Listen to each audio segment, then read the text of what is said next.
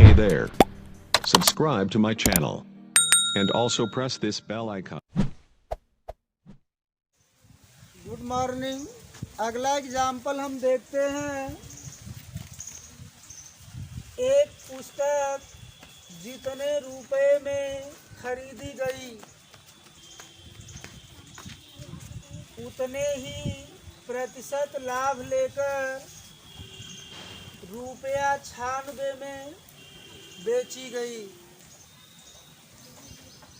पुस्तक का क्रय मूल्य ज्ञात करो। माने हमें पुस्तक का क्रय मूल्य ज्ञात करना है। क्रय मूल्य माने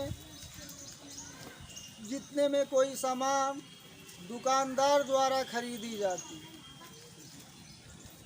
जैसे दुकानदार अगर कोई वस्तु बेचता है, जितने रुपए में वो खरीद के ला रहा है वह उसका क्रय मूल्य होगा, और दुकानदार जितने रुपए में बेचता है वह उसका क्या हो जाएगा, विक्रय मूल्य होगा।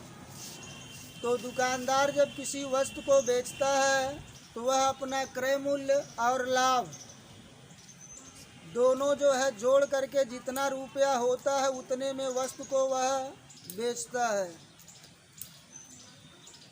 तो चलिए, हमने जो है मान लिया पुस्तक का क्रय मूल्य बराबर ₹X हमने मान लिया। माने जो क्रय मूल्य का मतलब समझ गए ना। क्रय मूल्य का मतलब होता है दुकानदार जितने रुपए में वस्तु खरीदेगा वह उसका क्रय मूल्य कहलाएगा। और उसके बाद दुकानदार अपना क्रय मूल्य प्लस जो है फायदा माने लाभ जोड़कर जितने में बेचेगा वह उसका क्रय मूल्य कहलाएगा। Subscribe to my channel. And also अगर press this दुकानदार bell क्रय icon. मूल्य से कम में बेचता है तो उसे हानि होगी। समझ रहे हैं ना। उसे क्या हो जाएगी, हानि हो जाएगी। प्रायः दुकानदारी लाभ पर की जाती है। तो सवाल में कहा है कि तो आप जान गए कि दुकानदार कितने में सामान बेचेगा, जितने का खरीदा है प्लस लाभ, जितना दोनों रुपया जोड़ के होगा उतने में बेचेगा। तो खरीदा कई रुपए में है, X रुपए में, तो यह रुपया तो वह आपसे लेगा ही प्लस लाभ लेगा। तो लाभ क्या बताया गया है, जितने रुपए में पुस्तक खरीदी गई है उतना ही प्रतिशत लाभ। जो रुपया हम खरीदे उतना % लाभ। जैसे 10 रुपया खरीदे हैं तो 10% लाभ लेंगे। 20 रुपया का खरीदे हैं तो 20% लाभ। जैसे अगर आप कोई वस्तु जो है 20 रुपया में खरीदते हैं और उतने % लाभ लेंगे तो 20% लाभ, माने 20 × 20/100। 20% का मतलब 20/100। अब ये सरल कर लीजिए, 0 से 0, इस 0 से यह 0 कट जाएगा। 2 दूना 4, 4 रुपया लाभ लेगा और 20 रुपया वह। 20 + 4 बराबर 24 रुपये में वह वस्तु को क्या करेगा, बेच देगा। तो चलिए, हमारे पास क्रय मूल्य हमने किया क्या, क्रय मूल्य गुणे जो है प्रतिशत लाभ जितना था। क्रय मूल्य 20 रुपया था, प्रतिशत लाभ 20%, तो 20/100 का गुणा। अगर 10% रहेगा 10/100 का गुणा। 5% रहेगा तो 5/100 का गुणा। तो चलिए, जो है X रुपया का हमारा जो है क्रय मूल्य है, X हो गया। लाभ कितना, जितना खरीद उतना लाभ। X रुपये का सामान खरीदे तो X% लाभ। तो X% का मतलब हो गया X/100। Y% का मतलब Y/100। 5% का मतलब 5/100। 10% का मतलब और Z% का मतलब Z/100। तो X रुपये में खरीदा है और X% लाभ का मतलब X/100 का गुणा कर देंगे तो हमारा लाभ होगा। क्रय मूल्य और लाभ जोड़ करके वह कै रुपये में सामान को बेचा है, 96 रुपये में। तो चलिए, इसको सरल कर लीजिए। साइड का गुणा हमेशा अंश में होता है। X + X का X में गुणा X²/100 बराबर कह दिया है 96। देखिए ये भिन्न है और ये भिन्न नहीं है, तो हर का इसमें गुणा हो जाएगा, जो चिन्ह है वही रहेगा और भिन्न वाले के अंश में कोई चेंजिंग नहीं होगी। तो 100 का इसमें गुणा हो जाएगा 100x और ये हो जाएगा x² बटे 100 बराबर 96 बटे 1 लगा लीजिए, क्योंकि 1 बटा इधर भी हो गया तो 1 बटा इधर भी हो जाएगा, तो तिर्यक गुणा कर लेंगे। 1 का गुणा इसमें करेंगे तो यही आएगा। तो चलिए हो गया 100x प्लस x², बाएं साइड गुणा करके लिख दिया, किसका अंश इसका हर बचा है, गुणा कर लीजिए। 100 का 96 में गुणा करेंगे, दूसरे साइड में लिख देंगे, तो 96 100 हो जाएगा। सबको बाएं साइड में लाइए और द्विघात समीकरण के मानक रूप में रख लीजिए। x² पहले लिखते हैं प्लस 100x, हाँ इधर आएगा माइनस 96 100 बराबर का हो जाएगा 0 हो जाएगा। अब इसी का गुणनखंड कर लीजिए, तो रूल का पढ़े, x² का गुणांक और अचर पद का गुणा करते हैं। यहाँ x² का गुणांक 1 है, अचर पद का है जिसमें x ना हो, वही अचर पद कहलाएगा 96 100।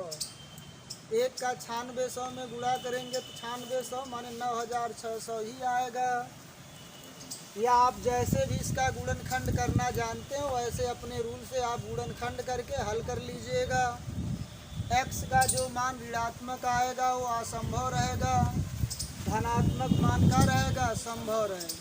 वही धनात्मक मान यहाँ पे x का रख लेंगे तो पुस्तक का मिल जाएगा, क्रय मूल्य मिल जाएगा। और अगर हमारे रूल के अनुसार गुणनखंड करते हैं, 1 इसका गुणांक है, अचर पद 96 है, 100 है, 1 गुणे 9600 बराबर 9600। आप गुणनखंड कर लीजिए, ये है 9600, 2 से कट जाएगा, 2 चौका 8, 1 बचेगा 16, 2 8 16, 2 0 0 2 0 0, 2 दूना 4, 2 चौका 8, 2 0 0 2 0 0, 2 1 कम 2, 2 दूना 4, 2 0 0 2 0 0, 2 छक 12, 2 0 0 2 0 0, ये हो जाएगा 2 तिहाई 6, 2 0 0 2 0 0 हो जाएगा। 2 1 कम 2, 1 बचेगा 10 हो जाएगा, 2 पच्चे 10, 2 0 0, 2 से कट जाएगा, 2 सत्ते 14, 1 बचेगा 10, 2 पच्चे 10, 3 से कट जाएगा, 3 दूना 6, 1 बचेगा 15, 3 पचे 15, 5 से कट जाएगा, 5वां 25, 5 1 कम 5। अब इसी में कुछ अंकों को एक साथ ले लीजिए, कुछ अंकों का गुणा एक साथ कर दीजिए। जैसे 2 दूना 4, 4 तिहाई 12, 12 पच्चे 60, ये हो गया 60। अब जितने बचे हैं उनका गुणा 1 में कर लीजिए, तो 2 दूना 4, 2 दूना 4 और 4 का गुणा 5 में चले, 4 पच्चे 20। अब यही कह हो रहा है तो 20 दूना, अरे 4 हो गया, 2 दूना 4, 4 पच्चे 20। अब ये बचे हैं ना, तो 20 दूना 60, 60 दूना 120, 120 दूना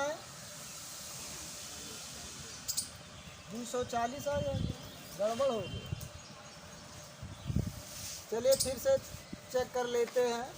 2 दूना 4, 4 दूना 8, 8 दूनी 16, 16 दूनी 32 और 32 पंजे क्या आ जाएगा, 160 आ जाएगा। नहीं आता है गुणा तो गुणा कर लो, 32 गुणे 5, 5 दूना 10 के 0, हासिल लगा 1 का, 5 तिहाई 15, 1 हासिलवा का हो जाएगा। वैसे भी आप जानते हैं 16 छक्का 96, 1 0 ही 1 0 ही बढ़ा देंगे, 96 100 हो जाएगा। तो इसका आ जाएगा 160 गुणे 60। अगर 160 में से 60 घटा लेंगे तो 100 आ जाएगा x का गुणांक। तो आप कर सकते हैं 160 में से 60 घटाएंगे तो आपका 100 आ जाएगा। 100 को आप 160 माइनस 60 लिख के आगे गुणनखंड कर सकते हैं।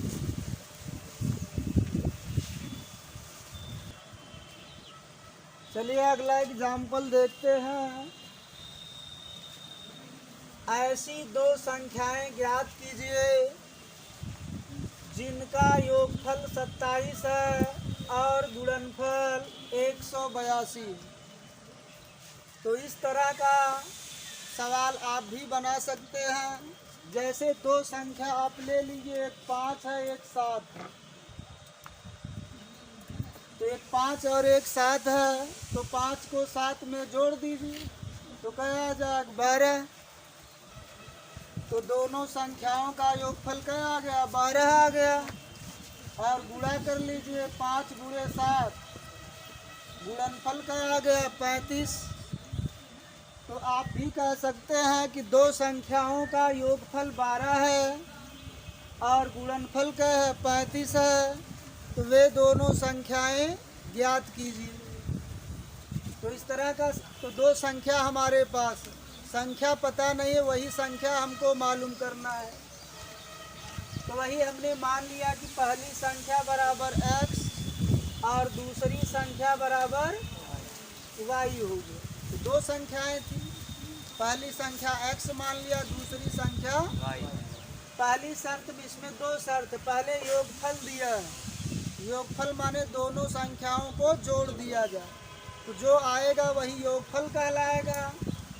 तो पहली संख्या हमारे पास x है, दूसरी संख्या जोड़ दिया गया तो योगफल हो गया डुप्लीकेट। ओरिजिनल योगफल हमें दिया गया है, क्या आ जाएगा 27। अब आप इसको सरल करके यहाँ से x या y का आप मान निकाल लीजिए। चलिए हम x का मान निकाल लेते। तो राइट हैंड साइड में 27 है, प्लस y है, इधर ले जाएंगे, माइनस y समीकरण से क्या मान लेंगे 1। अब चलिए द्वितीय शर्तानुसार देखते हैं।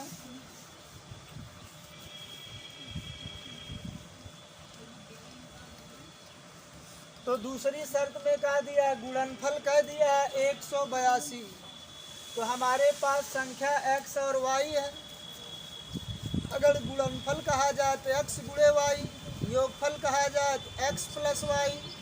योगफल माने जोड़, माने x प्लस y, गुणनफल माने गुणा करने के बाद जो है x गुणे y। भागफल कहेगा x बटे y। अंतर कहेगा तो अंतर माने घटाना हो तो x माइनस y। तो हमको गुणनफल दिया है तो गुणा कर लिया जाए दोनों संख्याओं का। x गुणे y बराबर 182 दिया। अब देखिए x का मान यहाँ पे निकाले, क्या है 27 माइनस y। माने ये समीकरण ये बताता है कि आगे अगर आपको कहीं पर x मिलेगा तो उसे हटा करके आप 27 माइनस y रख सकते हैं। तो चलिए यहाँ x मिल गया, इसका मान यहाँ दिया है 27 माइनस y। समीकरण 1 से मान रख लिया जाए।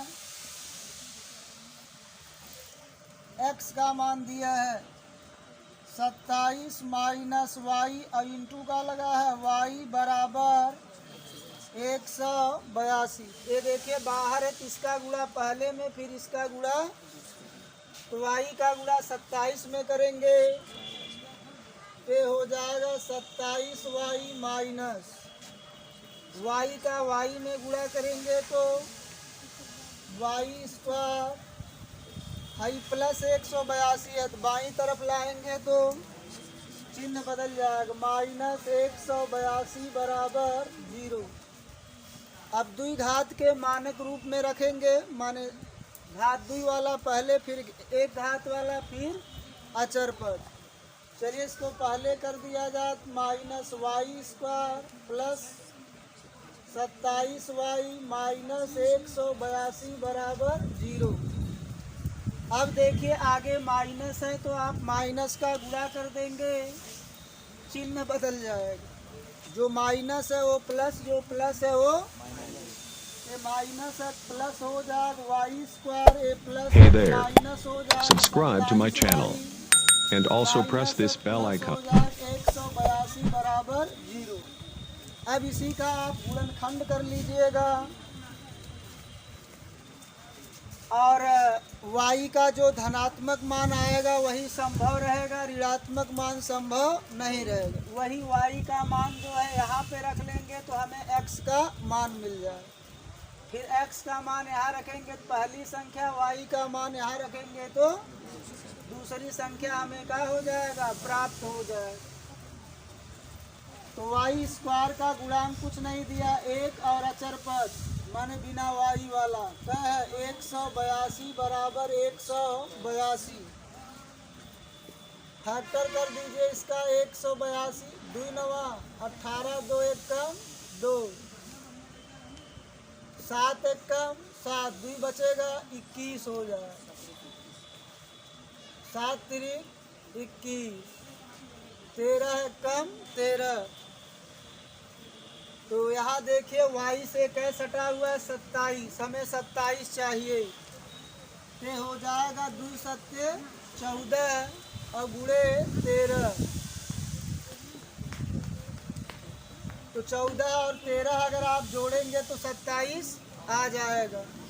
तो 27 को 14 प्लस 13 लिख के आगे सरल करके गुणनखंड कर लेंगे और हल करके हम y का मान ज्ञात कर लेंगे। y का जो मान ऋणात्मक आएगा उसे असंभव लिख के छोड़ देंगे, धनात्मक मान यहाँ रख लेंगे तो x का मान मिल जाएगा। x और y का मान इन दोनों में रख लेंगे तो पहली और दूसरी संख्या हमें प्राप्त हो जाएगी। देखिए अगर आप हल करते हैं और y का दोनों मान अगर धनात्मक आ जाता है तो कोई एक मान आप ले लेंगे, दोनों संभव रहेगा। जैसे आप हल करेंगे तो 14 और 13 y का मान आएगा, तो चाहे आप 14 ले लीजिएगा चाहे 13, क्योंकि अगर 13 लेंगे तो वही y का मान यहाँ रखेंगे, 27 में से 13 जाए 14, अगर 14 लेंगे तो यहाँ रखेंगे तो 27 में से 14 जाए 13, तो संख्याएं तो वही निकलेंगी, एक मान आप कोई ले लेंगे। जैसे y का मान 13 समीकरण 1 में रखने पर रख दीजिएगा तो x का मान 14 आ जाएगा, वही मान फिर अब यहाँ पे रख लेंगे, x का यहाँ y के यहाँ, तो यहाँ रखेंगे तो पहली संख्या मिल जाएगी, यहाँ रखेंगे तो दूसरी संख्या हमें मिल जाएगा। चलिए अगला एग्जाम्पल देखते हैं। दो वर्गों के क्षेत्रफलों का योग 468 वर्ग मीटर है। यदि उनके परिमापों का अंतर 24 मीटर है तो दोनों वर्गों की भुजाएं ज्ञात कीजिए। तो देखिए सबसे पहले हम जानना चाहते हैं कि वर्ग होता क्या है। तो आप कह सकते हैं ऐसा समांतर चतुर्भुज, ऐसा समांतर चतुर्भुज जिसकी चारों भुजाएं आपस में बराबर हों और प्रत्येक कोण 90 अंश हो। चारों भुजाएं आपस में बराबर हों और प्रत्येक कोण 90 अंश हो, उस समांतर चतुर्भुज को हम क्या कहते हैं, वर्ग कहते हैं। तो यहाँ क्षेत्रफलों की बात किया गया है, तो हमें जो है क्षेत्रफल का फार्मूला पता होना चाहिए। तो देखिए होता है वर्ग का क्षेत्रफल बराबर भुजा स्क्वायर। अगर वर्ग की भुजा 5 है तो 5 स्क्वायर, 10 है तो 10 स्क्वायर, आगे सरल कर लेंगे तो हमें क्षेत्रफल मिल जाएगा। अगला दिया है परिमापों का अंतर। परिमाप का मतलब होता है भुजाओं का योग। अगर किसी का परिमाप निकालना है भुजाओं का योग, तो वर्ग की सभी भुजाएं बराबर होती हैं। अगर यह x है तो सभी x x होंगी। तो भुजाओं का योग माने सबको क्या किया जाए, जोड़ लिया जाए। तो कई बार x है, 4 बार है तो हो जाएगा 4x। x माने भुजा, 4 गुणे भुजा हमारा क्या हो जाएगा, फार्मूला हो जाएगा वर्ग के परिमाप का। यहाँ फार्मूला लिखा गया वर्ग का परिमाप बराबर 4 गुणे भुजा होगी। अब देखिए जो है हमें दिया है कि उनके परिमापों का अंतर। अगर परिमाप में अंतर है और दो वर्ग हमारे पास हैं, अगर लंबाई समान है तो क्षेत्रफल समान आएगा। असमान क्षेत्रफलों का अंतर का आ जाएगा, 0 आ जाएगा। और जैसे 5 पहले का है, 5 दूसरे का है, 5 में से 5 जाए, अंतर माने घटाना, घटा देते हैं, 0 आ जाएगा। और अंतर हमारा दिया है 24 मीटर। इसका मतलब है कि दोनों वर्ग छोटे बड़े हैं, तो इसलिए हमने लिख दिया बड़े वर्ग की भुजा x मीटर हमने मान लिया, छोटे वर्ग की भुजा का मान लिए y मीटर। अगर वर्ग छोटा बड़ा नहीं होगा, समान लंबाई का होगा, तो अंतर का आएगा, परिमापों का अंतर 0 आएगा। तो इसलिए वर्ग छोटा बड़ा मानना होगा। तो चलिए पहली शर्त देखते हैं। कहा है कि दो वर्गों के क्षेत्रफलों का योग, माने वर्गों का क्षेत्रफल निकाल लिया जाए, योग माने जोड़ दिया जाए, तो क्या आ जाएगा, 468 वर्ग मीटर दिया है। तो क्षेत्रफल का फार्मूला का है भुजा स्क्वायर। तो पहले वर्ग की भुजा कह दिया है x स्क्वायर हो जाएगा, भुजा x होगा, स्क्वायर फार्मूला में है। और दूसरा वर्ग का है भुजा की लंबाई y माने है, तो y स्क्वायर एगो है। पहले वर्ग का क्षेत्रफल है, दूसरे वर्ग का क्षेत्रफल हो गया, जोड़ देंगे तो यह वर्गों के क्षेत्रफलों का योग कहलाएगा। अगर यहीं घटाना लगा देंगे तो वर्गों के क्षेत्रफलों का अंतर कहलाएगा। अगर यहीं जो है गुणा लगा देंगे तो क्षेत्रफलों का क्या कहलाएगा, गुणनफल कहलाएगा। अगर यहाँ पे भाग का चिन्ह लगा देंगे तो क्षेत्रफलों का अनुपात कहलाएगा, क्षेत्रफलों का जो है भागफल कहलाएगा।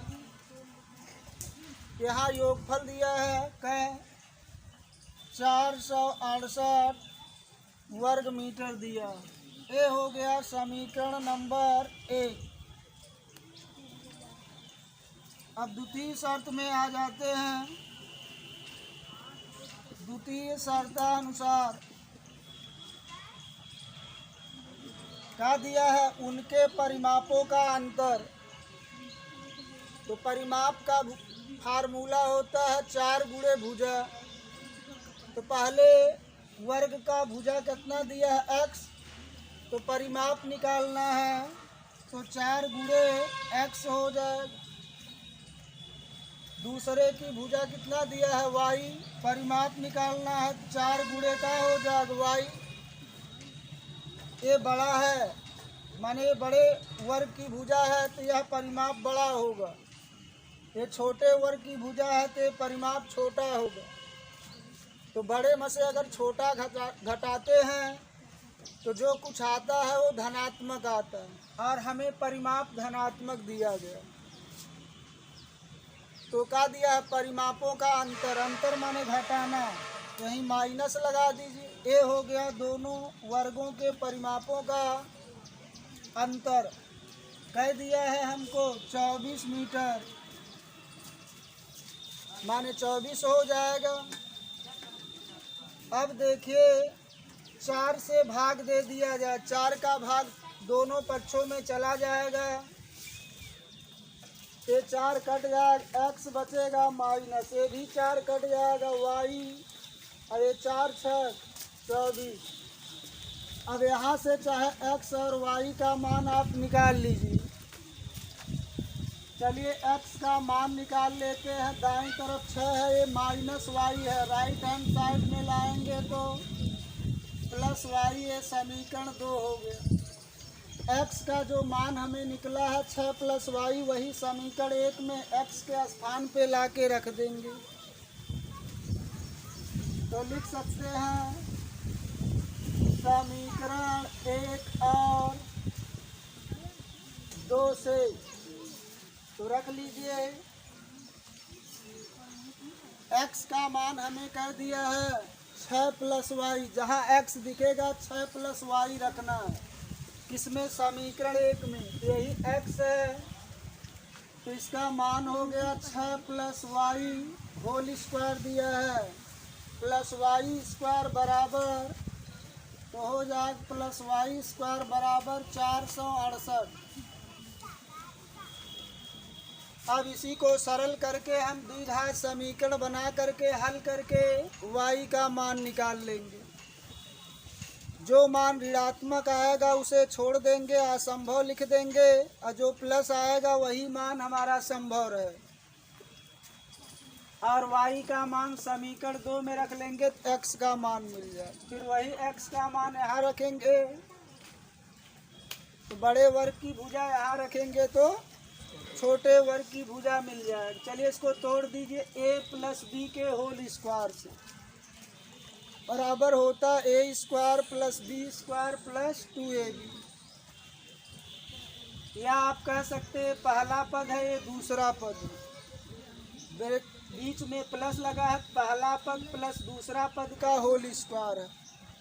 तो कहते हैं पहले पद की घात 2 प्लस दूसरे पद की घात 2। पहला पद 6 दिया है, 6 की घात 2, दूसरा पद y दिया तो y की घात 2। अगर प्लस लिखा है तो प्लस 2 लिखेंगे, बीच में माइनस अगर रहेगा तो माइनस 2। प्लस लिखा है प्लस 2 हो जाए, गुणे पहला पद 6 गुणे दूसरा पद y, प्लस क्या बचा है y स्क्वायर, इसको इधर लाइए, माइनस 468 बराबर 0 हो जाए।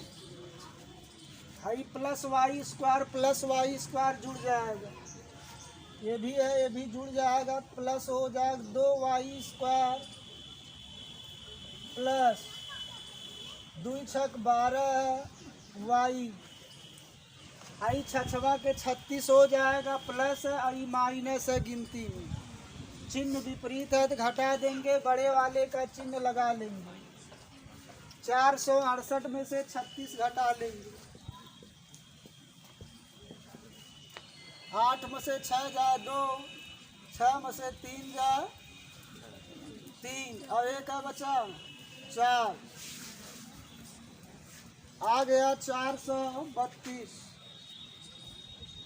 बराबर 0। 2 का भाग सब में चला जाएगा, 2 से भाग दे देंगे, ये हो जाएगा y स्क्वायर 2 छक 12, 6y माइनस 2 से कट जाएगा, 2 दूना 4, 2 एक कम 2, 1 बचेगा 12, 2 छक 12 बराबर 0। अब गुणनखंड करके y का मान निकाल लेंगे, या y स्क्वायर का गुणांक 1 है, अचर पद 216 है, 1 गुणे 216 बराबर 216 हो जाएगा। अब गुणनखंड कर लीजिए 216 का, तो 2 एक कम 2, इसमें भाग जाएगा नहीं, 0 बढ़ा लेंगे, 16 2 8 16 हो जाएगा, 2 पच्चे 10, 2 चौक 8, 2 दूना 4, 1 बचेगा 14, 2 सत्ते 14, 3 नवा 27, 3 त्रिका 9, 3 एक कम 3। अब कुछ का गुणा 1 में, कुछ का गुणा 1 में कर लीजिए, 2 खंड बना लीजिए, जिसका गुणा करने पे 216 आ जाए, जोड़ने या घटाने पर y का गुणांक 6 आ जाए। चलिए 3 त्रिका 9 दूना 18, कुछ पदों का गुणा 1 में कर लेते हैं, 18 हो गया। और ये हो गया 2 दूना 4, 4 तिहाई 12। ऐसे हम संभावित गुणनखंड का करेंगे, बना लेंगे, जिनको जोड़ेंगे या घटाएंगे तो y का गुणांक 6 मिल जाएगा। तो 18 में से अगर 12 घटाएंगे तो 6 मिल जाएगा। 6 को हम लिख सकते हैं 18 माइनस 12 और आगे हल कर लेंगे, या जैसे भी आप गुणनखंड करना जानते हो ऐसे करके हल कर लीजिए।